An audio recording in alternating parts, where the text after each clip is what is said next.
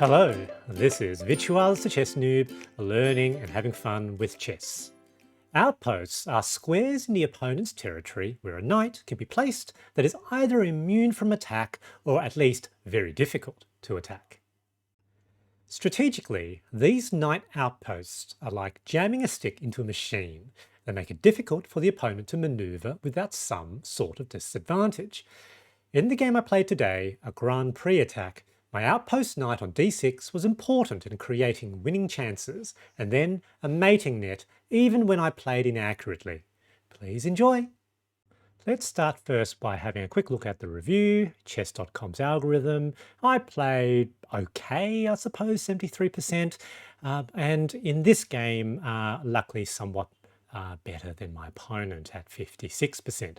We both had some good moves, though I probably had some more accurate moves than the opponent, as demonstrated by the percentage.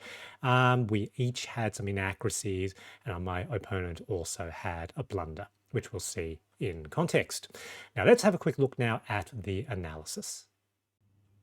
I played with the white pieces in this game, the opponent black, and as usual, e4. They played the Sicilian Defense with c5, and as mentioned in the opening, I've been playing with the Grand Prix Attack, and I've been really enjoying this opening against the Sicilian. Knight c3, they played knight c6, and the Grand Prix then starts proper with f4. Opponent now plays g6. I play bishop c4. So here the computer thinks that b5 is better. So potentially the bishop can go to c4 or b5. Now recently, if the knight cannot be sort of pinned to the king, I've been tending to play c4 so that the bishop has vision on this weak f7 pawn.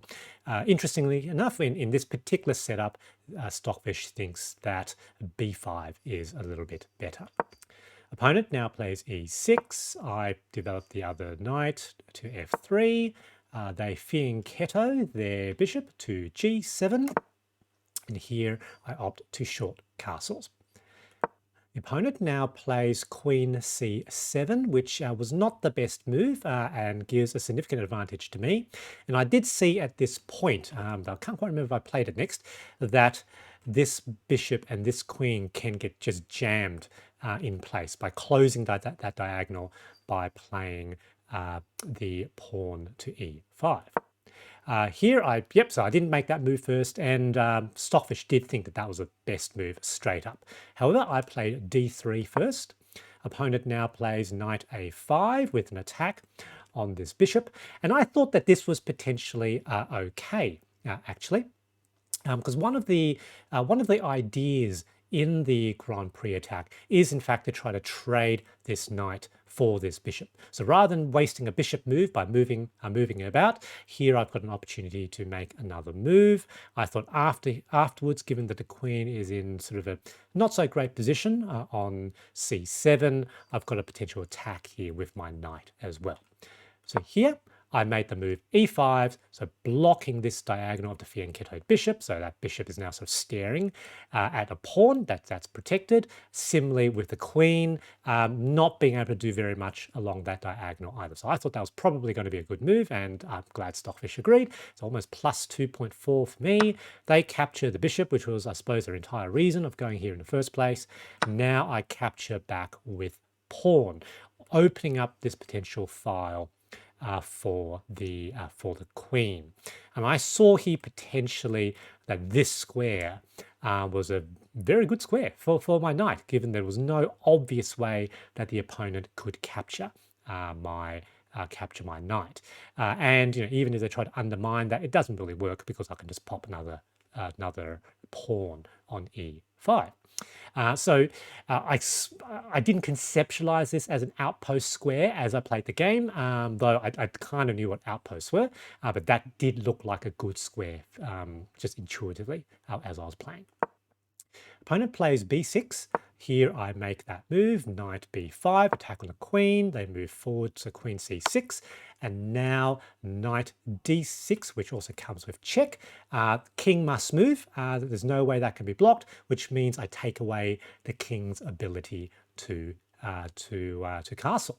Now, logically, the king must go here or potentially here. That doesn't look like a very good move, given that, there's a potential bishop move there. Here also doesn't work, given that that would become a straight out fork. So king logically only has one square to move, which is king f8. Here I thought for a while, and I thought that knight was stuck. I couldn't work out what to do with it. That seemed like a pretty bad move, given that I would just help develop their rook. So I thought I would move it out of the way, maybe do something else with it. I thought maybe a forced trade in queens might potentially be good. So their queens are hanging about a bit. I thought sort of a queenless middle game was possibly good for me. And with that move, that kind of forced it. I suspected that the opponent wasn't, in fact, going to move their knight here and that they would trade queens. And with that capture, I get to move my knight back into that nice d6 square. And as you can see, there's no real way my opponent can attack that knight, which is good because it sort of guards this square. It threatens the f7 pawn. It's looking at that. I just thought that this was a really good place for my knight. The opponent plays knight e7, which is fine, I suppose. I now thought that this would be sort of time, given that the opponent's king and a number of pieces are sort of caught and jammed in this side. It would be good to start attacking with some pawns. So I've kind of neutered the effect of that bishop, given that it's staring at my pawn and it can't really move. They move f6, I suppose, trying to open this up. In doing so, they also weaken the defense of their king. I capture, they capture back, and here I did see I had to be a little bit careful, given that, there's potential guarding of that diagonal with that bishop. This bishop comes here, there's a potential attack along that diagonal, and I could well be sort of facing a careless checkmate with those bishops on those diagonals. So I was keeping a pretty close eye on that. Here, I thought I would move my sort of knight again out of the way again. See the mistake. I need to stay on that outpost, thinking that I had an attack. However, that doesn't quite work. I thought that maybe I would protect that pawn with my rook, so that I could move this bishop potentially out. The opponent now plays a good move, bishop to b7, and again that wouldn't have been possible if my knight was on that outpost. See, back to the outpost now, third time on that square. The opponent plays an interesting move. Interesting move. It actually, surprisingly enough, was considered one of the best moves, though I thought that was potentially a bit of a shuffle. I suppose it takes it out of the attack, but I thought I was potentially okay with this. Here, I thought now I did want to, in fact, attack that, and this, of course, blocks that bishop from check as well. Now, I expected here that the opponent would probably take, and I thought that was potentially good for me, given that that would, if they capture back with pawn, opening up that f file for my rook, and I thought that was going to be a pretty good transformation, and that's what they do. And absolutely, problematic move for the opponent, almost +7 now for me. So I was pretty happy. Here. And more than that, with that knight in the outpost, I've now got this square. So opponent moves moves the king to g7, doesn't work. Protected by that lovely knight. Opponent now is forced to move their king to g8, blocking this rook in. So firstly, they had that bishop locked in, and now their rook is jammed in. Here, I thought, free knight, I will capture that knight. A potential better move was moving the bishop straight to h6. Apparently that sort of starts up a clear mating net. Now I can't see mates in 7, so I thought capturing the free knight was actually a pretty good move. Opponent plays rook f8, which was a mistake. Here I do bring my bishop now to h6. I couldn't quite see where the checkmate was yet, but I thought this must be close to checkmate one way or the other. The The opponent now makes a mistake, plays rook f3, and right after the move, they in fact opted to resign. Now, the interesting thing here is that the checkmate here is like this. Rook here with check. Now the king can't go here because it's defended, can't go here because it's defended by the bishop. So in fact, their only move is to move the rook back, and then that would be checkmate. I actually didn't see that move. I was actually about to play this, forcing the king over here, and then I thought that this would be a pin of the rook against the king. They would then be forced to capture, and I would capture back. And I was pretty sure in this position I could work out some sort of checkmate. So regardless, yeah, so very similar. It would be sort of here, here, and then it's basically the same sort of thing, same sort of idea.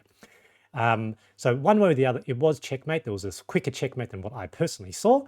Nonetheless, I thought this game went quite well for me, but the opponent played well as well. So good game, GG. The idea of outposts weren't really on my radar as a concrete strategy until I played this game.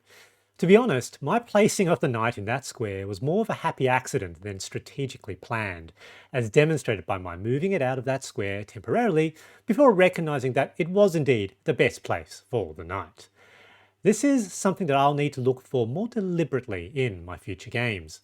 Also, I've been finding that I've been having good success with the Grand Prix Attack as a response to the Sicilian Defense. Along with the Vienna Game, this is now one of my favourite openings. I hope you found this video interesting, and thanks for watching.